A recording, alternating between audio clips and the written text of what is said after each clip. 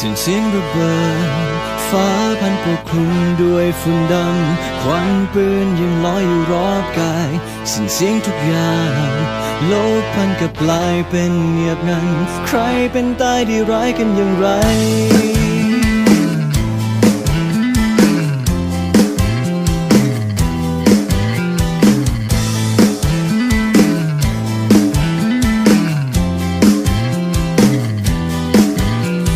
โทนก็เป็นแค่ชายหนึ่งคนที่มีชีวิตธรรมดาเหมือนใครคนอื่นเพียงต้องมาจับปืนอย่ายืนเลือกเป็นทหารประจำการอยู่แสนไกลหัวใจเจ้าคนหนึ่งคนที่ไม่สูงไม่ใหญ่ร้ายดีแค่ไหนอดทนไม่เคยเหนื่อยรักก็ทำด้วยใจเพื่ออะไรที่มันสำคัญกว่าชีวิตไม่คิดยอมให้ใครคนใดทำลายจะเสียเท่าไรยังสามารถจะดูแลจนสุดใจเดิมพันด้วยความหวังที่เขามี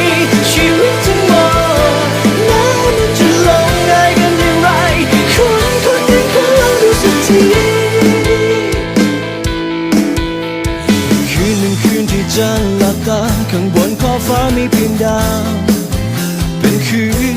มืดมนโทนกับเพื่อนหลับจนสับสนติดพันอยู่ท่ามกลางวงล้อมที่ไม่มีทางหนีทุกคนเกิดมา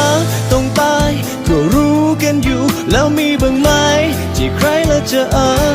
สาทุกคนรอบกายโทนหยิบปืนขึ้นประทับบนบ่าในคืนนี้เป็นตายคงต้องตามแต่ดวงชะตา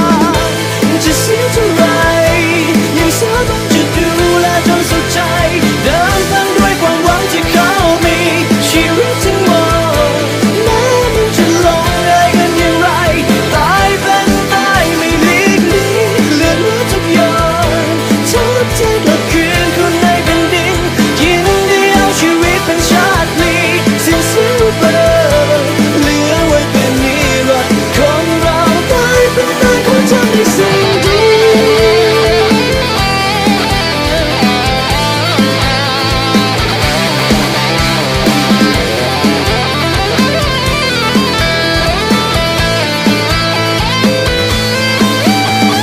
เพื่อเป็นสิ่งที่เคยงดงามก็คิดถึงวันนั้นไม่รู้ว่าอยู่หนใดสักวันหนึ่งจะคืนย้อนมายังฝันถึงวันนั้นยังหวังภายในใจสายลมยังโบกโบยพัดมาหยดน้ำตาที่ไหล